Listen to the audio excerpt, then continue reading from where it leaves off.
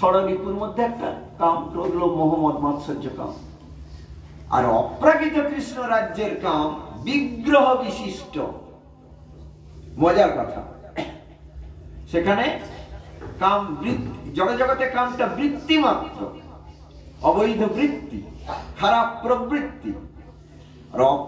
অপ্রাকৃত কৃষ্ণ রাজ্যের কাম বিগ্রহ বিশিষ্ট। সেই অপ্রাকৃত কামের বিগ্রহ আছে।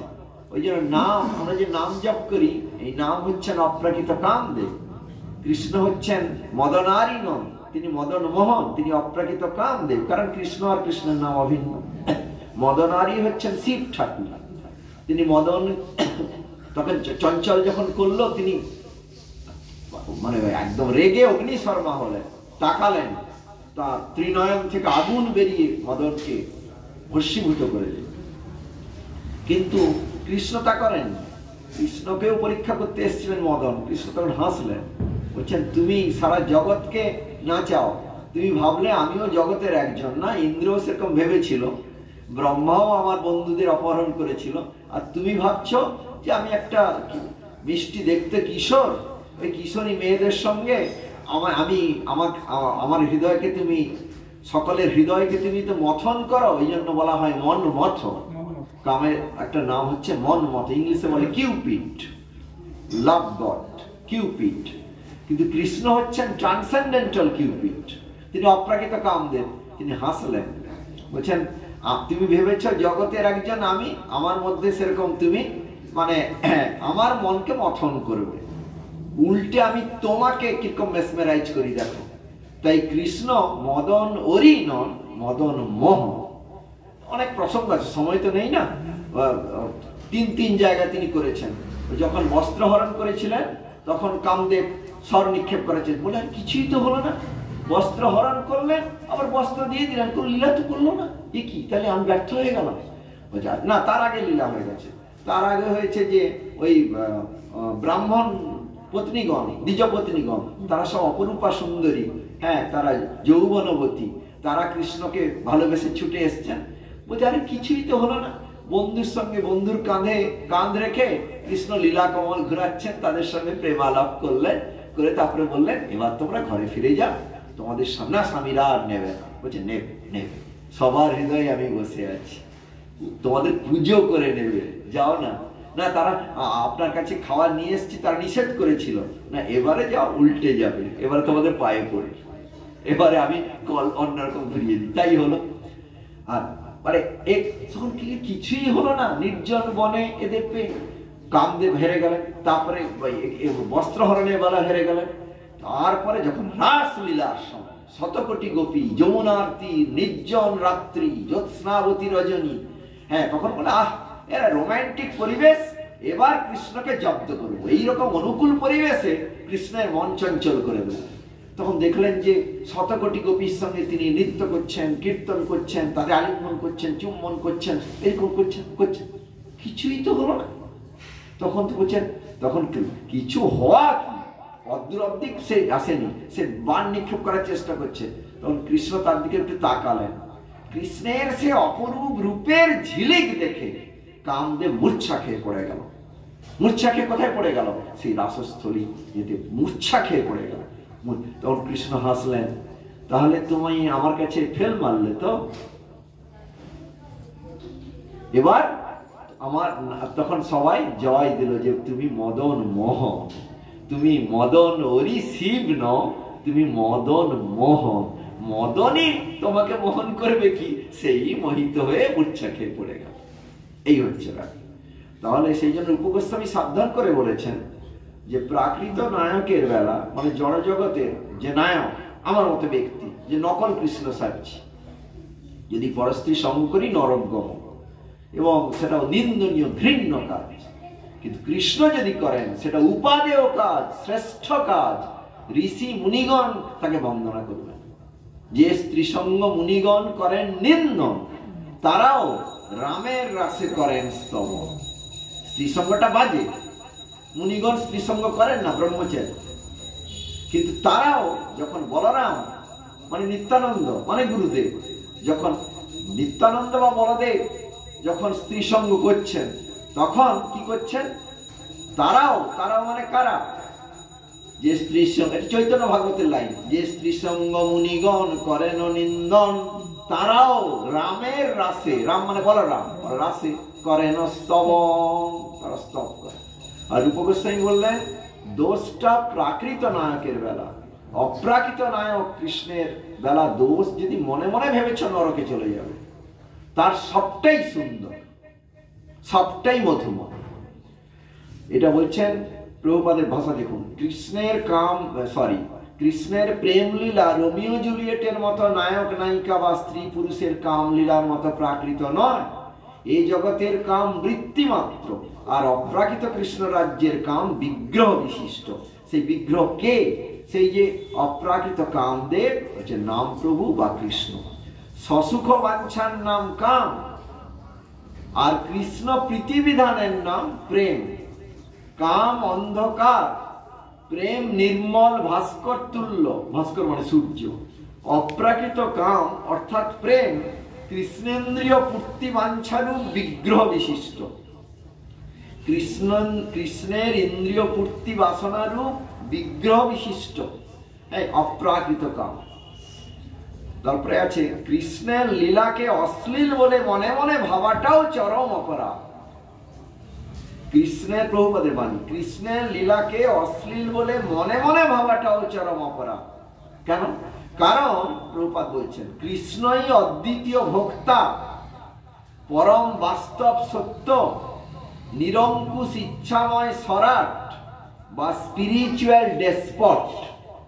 স্পিরিচুয়াল মানে অপ্রাকৃত রাজ্যের ডেসপট মানে টাইরেন্ট, অর্থাৎ তিনি যা খুশি করতে পারেন, তিনি বিধি নিষেধের অতীত, তাকে বলে ডেসপট। স্পিরিচুয়াল ডেসপট মানে নিরঙ্কুশ স্বরাট, কারোর দ্বারা অধীন নন। তো বলছেন যে প্রভুপাদের আরেকটি বাণীতে আমরা পাচ্ছি, আগে সে কথাটা আবার ফিরে যাচ্ছি। এই কৃষ্ণের কথাটা তিনি এভাবে কি করে বলতে পারলেন? তিনি কৃষ্ণের জন বলে বলতে পারলেন। যিনি লন্ডন থেকে এসছেন তিনি লন্ডনে খবর বলতে পারবেন। আপনি কোনোদিন লন্ডন যাননি, তাহলে লন্ডনে খবর কি করে বলবেন? গোলক থেকে, কৃষ্ণের দেশ থেকে এসছিলেন প্রভুপাদ। তাই আগামীকাল সে তিথি আসছে, 150 বছর আগে তিনি এসছিলেন। তো তাই কি না, তাই তিনি ওই রাজ্যের খবরগুলো আমাদের দিয়ে গেছেন, ওই গোলকের সন্দেশ। ওই জন্য গুরু ঠাকুর শ্রীমদ ভক্তি ভূষণ ভারতী গোস্বামী ঠাকুর প্রভুপাদের হরিকথা যত্নে সংগ্রহ করে কয়েক খণ্ডে প্রকাশ করে নাম দিয়েছেন ছিল প্রভুপাদের গোলকবাণী। দেখুন তিনি যে কৃষ্ণ প্রেষ্ঠ, প্রণাম মন্ত্রে আচার্য বলে দিলেন নমো বিষ্ণুপাদায় কৃষ্ণ প্রেষ্ঠায় ভূতলে শ্রীমতী ভক্তি সিদ্ধান্ত সরস্বতী ইতি নামি। তিনি ভক্তি সিদ্ধান্তের মূর্ত বিগ্রহ, তিনি হচ্ছেন অপ্রাকৃত সরস্বতী, পরবিদ্যাবধূ।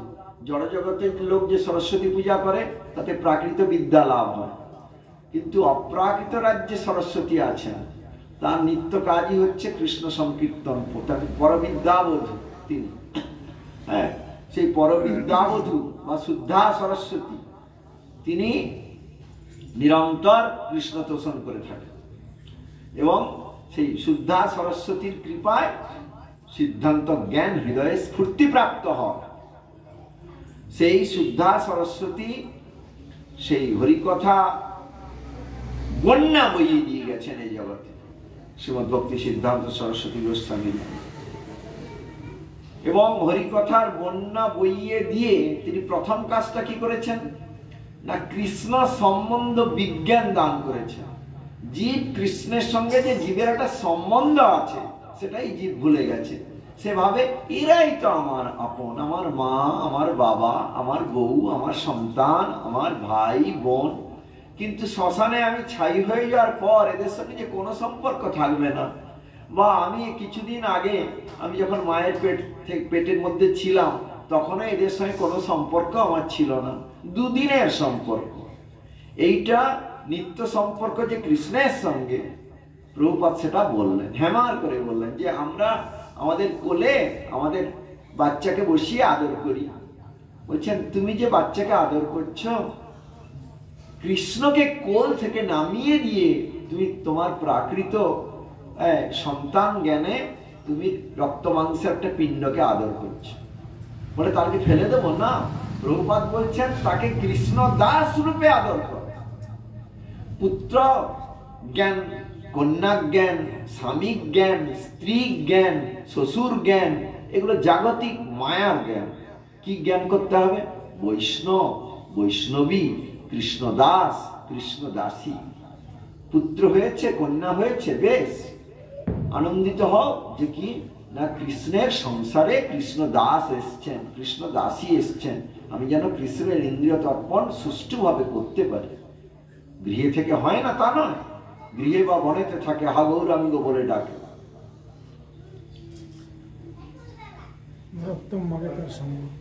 সেই জন্য প্রভুপাদ বারবার সাবধান করে দিয়েছেন যে কৃষ্ণের সঙ্গে যে তোমার সম্বন্ধ নিত্যকালের, এবং যে চারটা সম্বন্ধ তুমি এখানে পাতিয়েছ, দাস্য, সখ্য, বাৎসল্য, মধু, সেইটা কৃষ্ণের সঙ্গে করো, তাহলে তুমি স্বরূপে স্থিত হতে পারবে। এবার কৃষ্ণ সম্বন্ধ বিজ্ঞান দেওয়ার পর নেক্সট তিনি কি করলেন? রূপানুগ প্রেম ভক্তি দান করলেন। আগে তো আপনি বিএ পাস করবেন, তারপরে তো এমএ পড়বেন, আবার এমএ পড়ার পরে তো ডক্টরেট হবেন, পরপর তো ক্রম আছে। আগে কৃষ্ণ সম্বন্ধ বিজ্ঞান শিক্ষা দিলেন। যখন কৃষ্ণের সঙ্গে সম্বন্ধ বিজ্ঞান শিক্ষায় শিক্ষিত হলো জীব, তখন প্ল্যাটফর্ম যখন রচিত হয়ে গেল, তখন তাদের মাধুর্যোজ্জ্বল প্রেমাঢ্য রূপানুগ ভক্তি, সেটা পরের লাইনে আছে, তখন তাদের রূপানুগ প্রেম ভক্তি দান করল। তবে এই অপসিদ্ধান্ত, এই যে আউল বাউল কর্তা ভাজা, দরবেশ, সাই ইত্যাদি অপসম্প্রদায়ের বিরুদ্ধে লড়াই করে তাদের সমস্ত অপসিদ্ধান্তকে খণ্ডন করে এই করতে তার অনেক সময় চলে যায়। তাই তিনি রূপানুগ প্রেম ভক্তির কথা বিস্তারিত ভাবে বলবার সময় পাননি। তো অল্প দিনেই তো চলে গেলেন না, প্রপঞ্চ ছেড়ে গোলকে আবার ফিরে গেলেন। তো 63 বছর বয়সে বোধহয়, যদ্দূর সম্ভব হিসাব করে দেখবেন।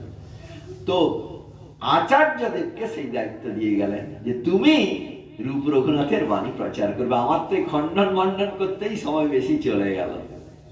হ্যাঁ, সেইটা সেই ব্যাস বিস্তারিবে পাচ্ছে পরবর্তী ব্যাস আচার্যদেব প্রভুপাদের সেই বাকি কাজগুলো যেটা তিনি করলেন।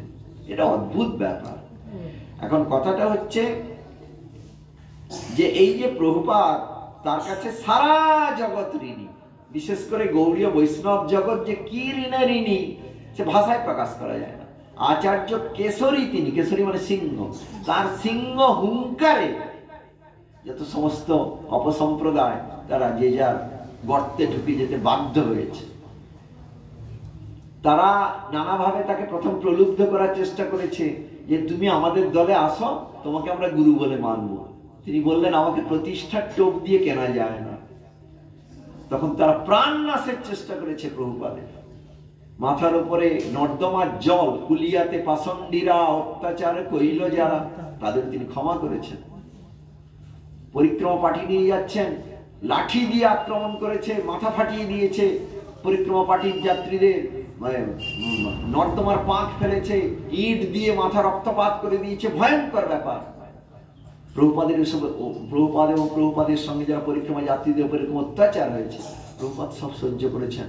গ্যালন গ্যালন চিদ রক্ত ব্যয় করে, দিন নাই রাত নাই, খাওয়া নাই ঘুম নাই, তিনি অনর্গল হরি কথা বলে গেছেন জীব উদ্ধারের জন্য। সুতরাং তার যে আবির্ভাব জগতের পক্ষে যে কি কল্যাণের সেটা বলা বাহুল্য, এবং সারা জগৎ যে তার মানে কাছে অনন্তকাল ঋণী থাকবে এ বিষয়ে বলা বাহুল্য। জগৎগুরু শ্রীমৎ ভক্তিপ্রসাদ পুরী গোস্বামী ঠাকুর তিনি তার যে প্রণাম মন্ত্রে এইটা প্রকট করে দিয়ে গেছেন।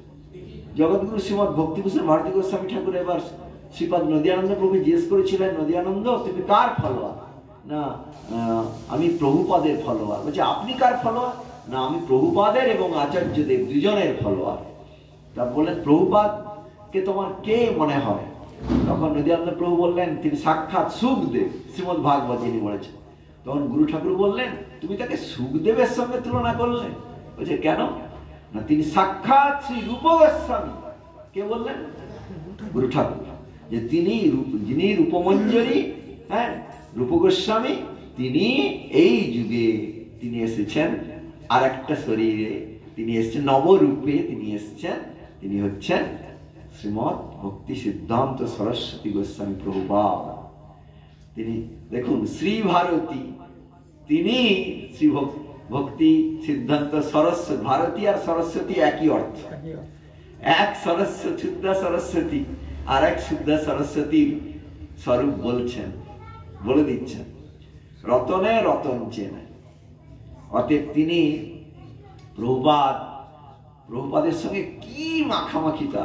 প্রভুপাদ তাকে বললেন এসব কল্পনা নয়। প্রভুপাদ বললেন আরে এই যুগের জীব কি মহামন্ত্র করবে বলতো, খালি তো নামাপরাধ করছে, হরিনাম করছে আর অন্নাভিলাষ চরিতার্থ করছে। যুগ যুগ এরকম কোটি কোটি যুগ নামের মালা গড়ালে কিচ্ছু লাভ হবে না।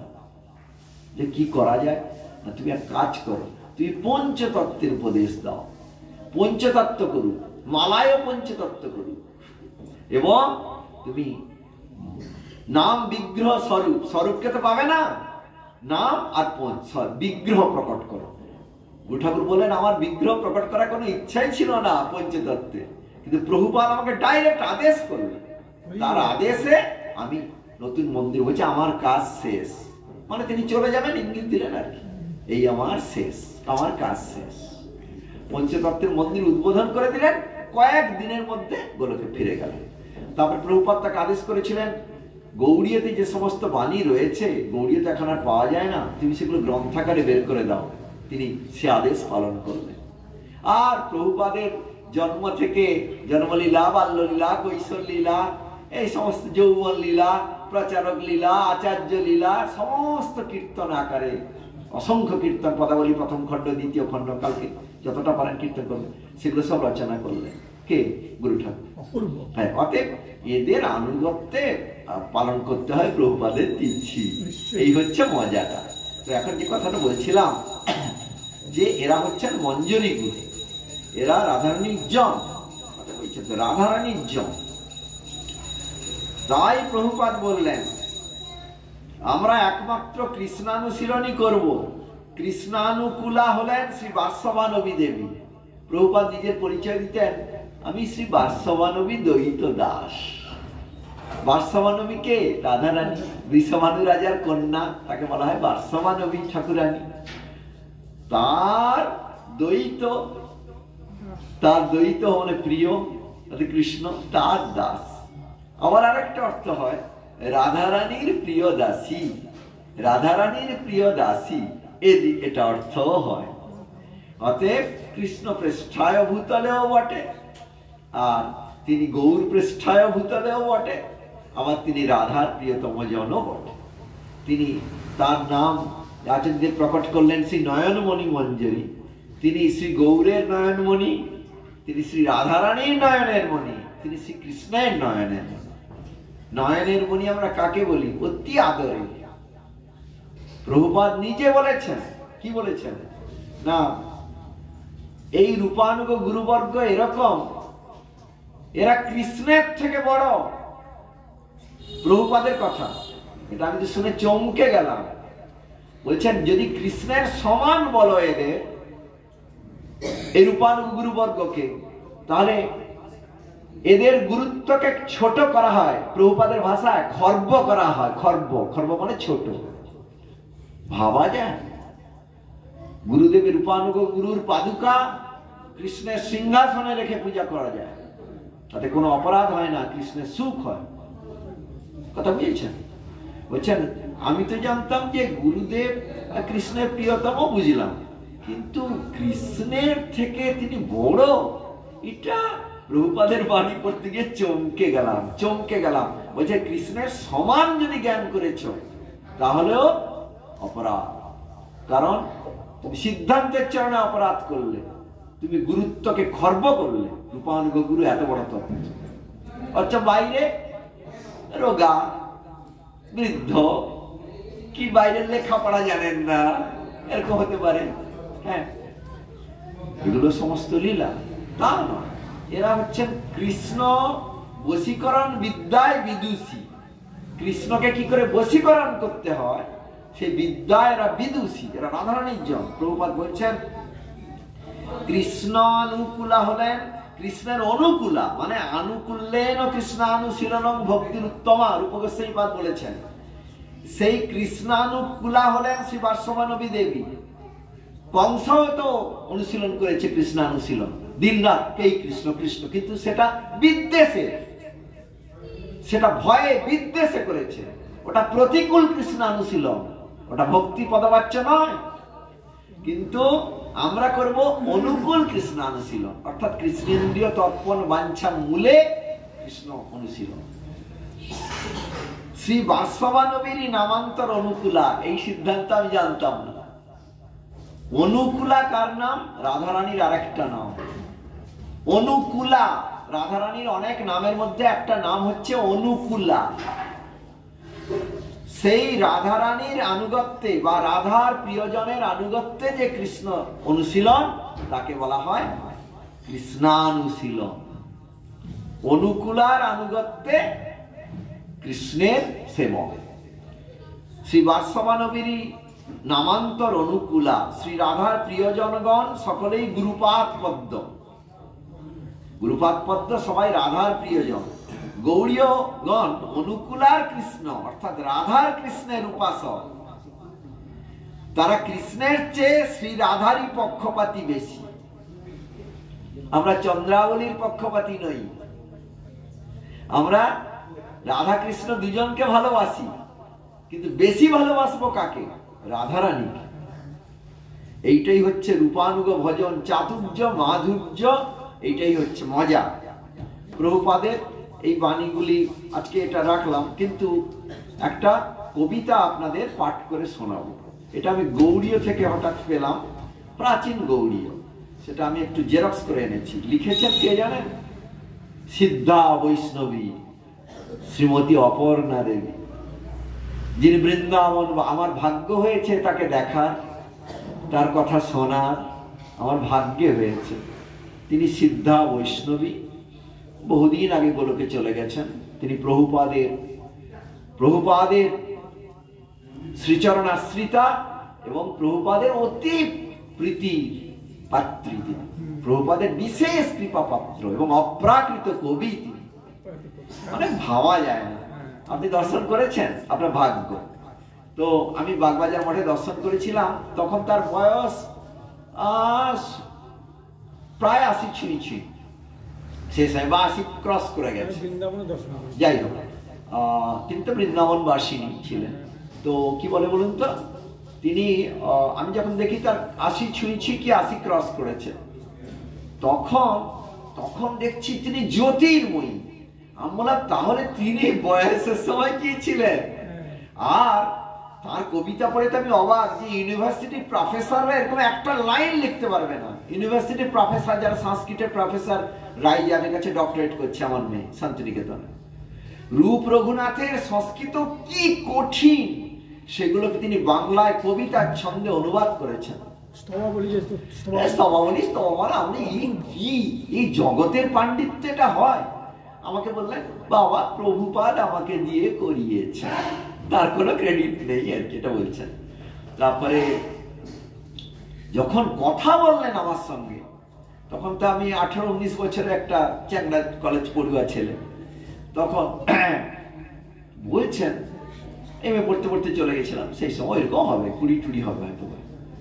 তখন বলছেন আমাকে বলছেন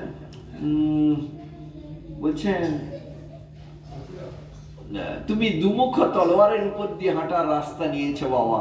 এদিকে তোমার বৈষ্ণব পিতা মাতা, এদিকে আমার গুরুদেব, কার কথা তুমি রাখবে? মানে বাবা মা চাইছেন আমি গৃহস্থ হয়ে ভজন করি, আর গুরুদেব চাইছেন গৃহ ছেড়ে ভজন করি। বলছে দুমুখ তলোয়ার তোমার, এরকম। সেটা অন্য প্রসঙ্গ।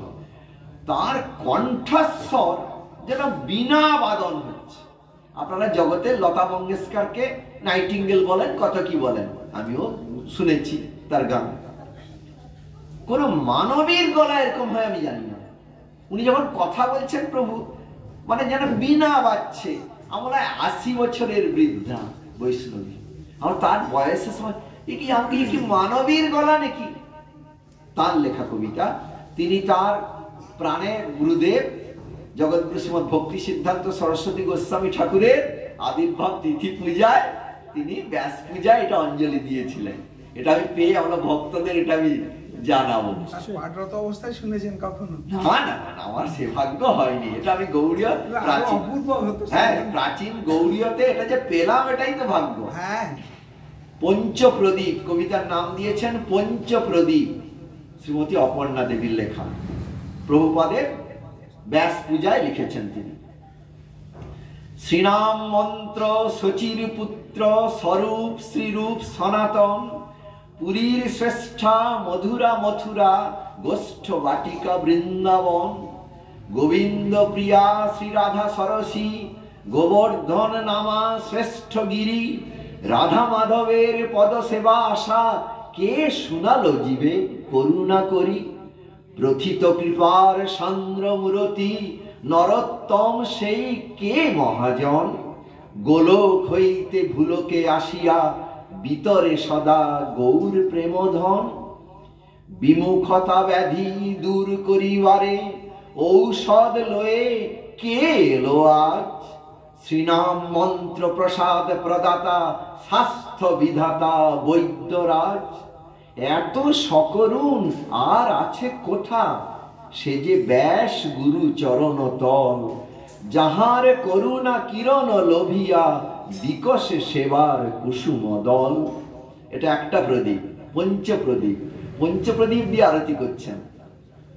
পত্র আকারে দুয়ারে দুয়ারে কে দিল গৌর বিধুর দান, শাস্ত্র নবনী নিগাড়ি নিগাড়ি তৃষিত জীবেরে করায় পান, ভাগবত বাণী প্রদর্শনী স্থাপী কে দেয় শিক্ষা নিয়ত নব, দেশে বিদেশে পাঠায় আদর্শ সেবা ব্রতধর সেবক সব, চেতন প্রাণের মিলন ক্ষেত্র চৈতন্য চাঁদের প্রকট ধামে, কার আকর্ষণে বিমুখ অবনী ধাইছে আজিকে সেবন কামে, মহাযোগপীঠ শ্রীবাস আলয় সীতা অদ্বৈতের শ্রীমন্দির, কাজীর সমাধি শ্রীধরের গৃহ, গৌর সরসীর শ্রীকুঞ্জ তীর, ললিত মধুর কোমল ছন্দে যেথা জয়দেব গাইলা গীতি, গুপ্ত মুরারি যেথায় জানালো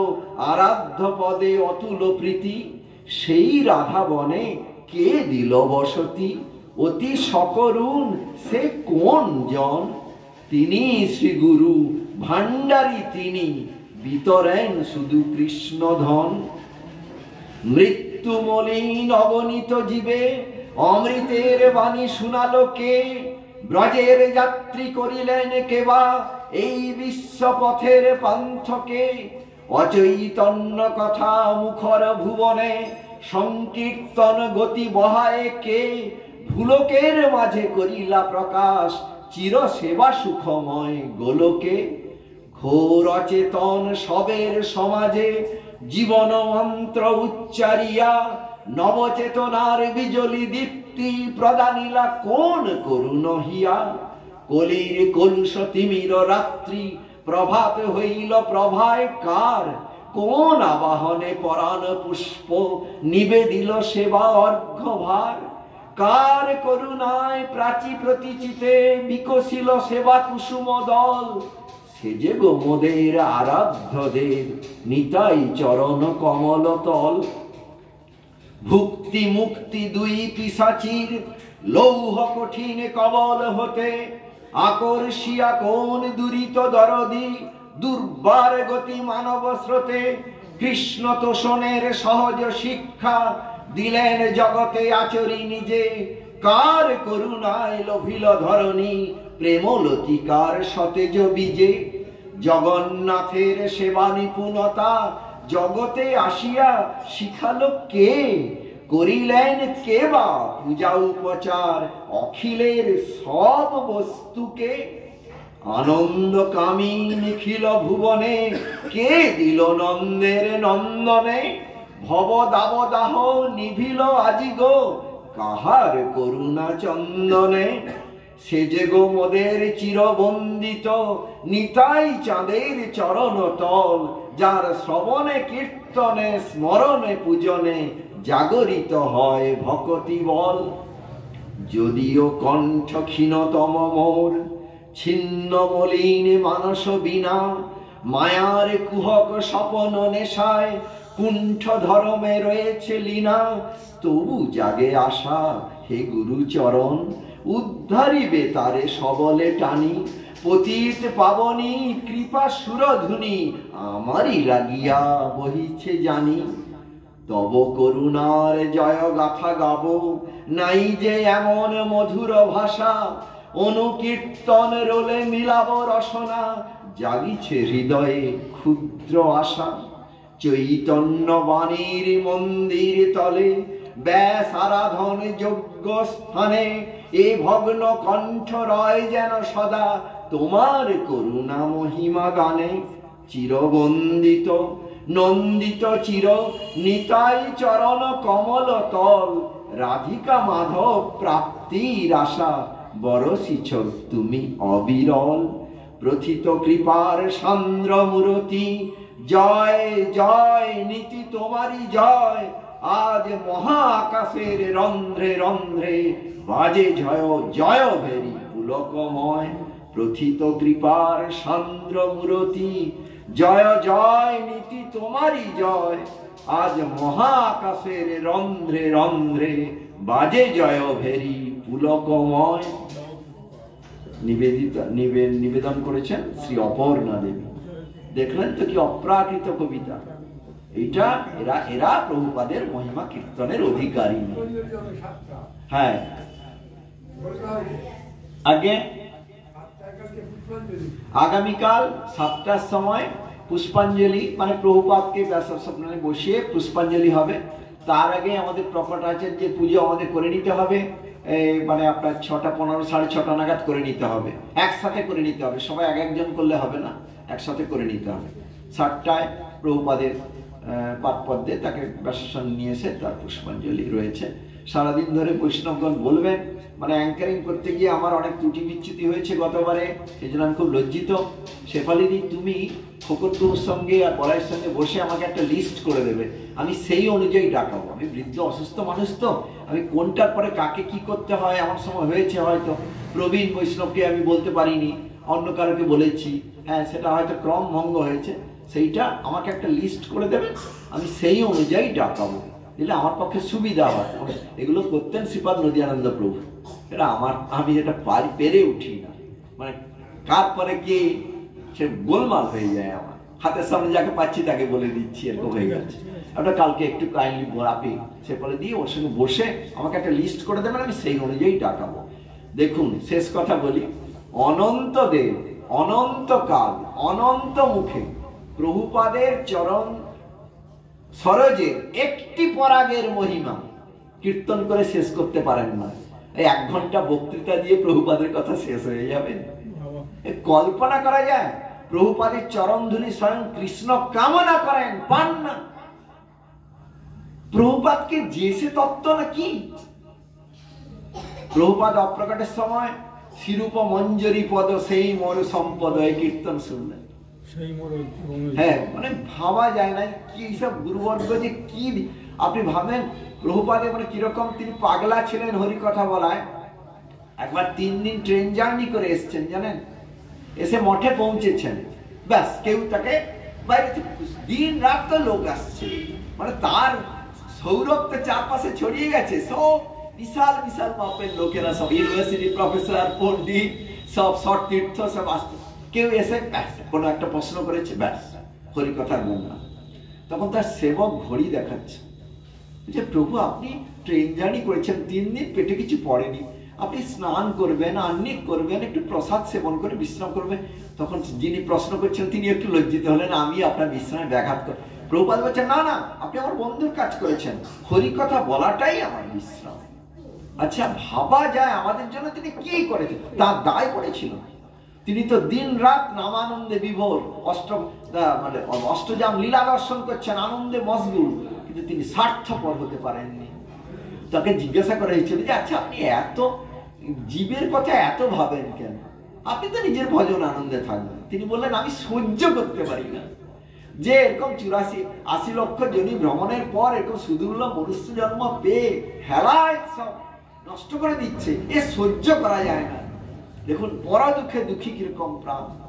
যেরকম বাসুদেব দত্ত প্রভু বলেছিলেন না যে অনন্ত এই বিশ্ব ব্রহ্মাণ্ডের সমস্ত জীবের পাপ আমাকে দাও ঠাকুর, আমার অনন্তকাল নরক ভোগ হোক, এরা সব বৈকুণ্ঠ প্রাপ্ত হয়ে যায়। তখন মহাপ্রভু সেদ রোমাঞ্চ অশ্রুকম্প হয়েছিল, মহাপ্রভু মানে কাঁপতে লাগলেন, বলে কি বললেন, তোমার প্রাণ এরকম উদার, তবে তুমি যখন মঙ্গল কামনা করেছো এরা সব উদ্ধার হয়ে গেল, কৃষ্ণ অসমর্থ নন, এর জন্য তোমাকে নরক ভোগ করতে হবে না। তবে মানে মহাপ্রভুর অশ্রুকম্প হয়ে গেল যে কিরকম প্রেমিক ভক্ত জগতের সবার পাপ নিয়ে সে নরক ভোগ করতে চায়, সবাই প্রভুপাদের মানে সেরকম মানে দরদি প্রাণ। একবার তাকে বলা হলো যে আপনার অমুক শিষ্য সদাচার ছেড়ে দিয়েছে, সে মানে অসৎ পথে চলে গেছে। প্রভুপাদ বলেন এটা তো আমারই দোষ, আমি তার কল্যাণ করতে পারিনি, তবে ওই একটি মাত্র শিষ্যের উদ্ধারের জন্য আমাকে যতবার পৃথিবীতে আসতে হয় আমি ততবার আসতে রাজি আছি। এরকম করুন ঠাকুরের আবির্ভাব তিথি, আমরা তাকে কি দিতে পারি? আমার মতো ব্যক্তি লজ্জায় মাথা নত হয়ে যায় যে প্রভু তোমার বংশের মহাকুলাঙ্গার আমি মানে তোমার বাণী কোনো কিছু আচরণ করিনি, বক্তৃতা দিয়ে মুখ করি কিন্তু সেও হাস্যকর হয়ে যায়, যে মানে শিব গড়তে বানর গড়া হয়ে যায়। তোমার কথা কি বলবো, মানে তোমার মানে শয়নে স্বপনে নিদ্রায় জাগরণে যদি প্রভুপাদের বাণী আমরা যদি শ্রবণ কীর্তন স্মরণ অনুধ্যান যদি করি আমাদের মহামঙ্গল হয়ে যাবে। একবার এক ব্রহ্মচারী বললেন, প্রভু আপনি মঠে এত সেবার দায়িত্ব দিয়েছেন, এদিকে বলছেন যে 1 লক্ষ নাম করতে হবে, কখন করবো বলুন তো প্রভু? প্রভুপাদ বললেন তুমি রাত্রে ঘুমাও তো? না ঘুমালে তো শরীর ভোরের আবার আরতি আছে, সেবা আছে, না ঘুমের থেকে সময় কেটে নেবে, যে লক্ষ নাম করে তারপরে ঘুমাও। কোনো আপোষ নাই, কোনো আপোষ নাই।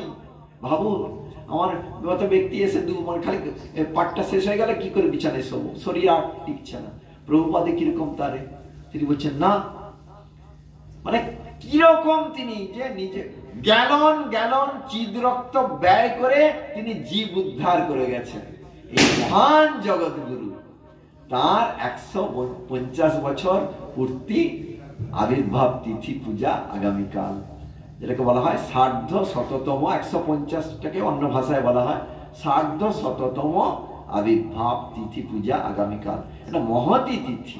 অতএব কালকে আমরা শুধু প্রভুপাদ কে নিয়ে যারা থাকতে পারি 24টা ঘন্টা তার কথা ভাবা, মনে মনে আমরা চলে যাব মনে মনে তার সেই সমাধি মন্দিরে। বলার মতো সামর্থ্য যাদের আছে তার বলা উচিত, সবাইকে আমাদের বলতে দেওয়ার মতো এটা বোধহয় ঠিক হবে না।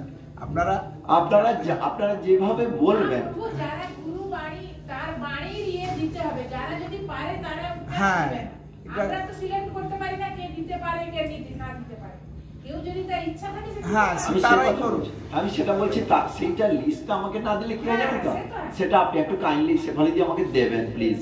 আমরা সিলেক্ট করতে পারবো না, আমরা শ্রবণ করা ছাড়া এটা আমাকে একটা কাগজে দিয়ে দেবেন, আমি সেই অনুযায়ী ডাকাবো আর কি।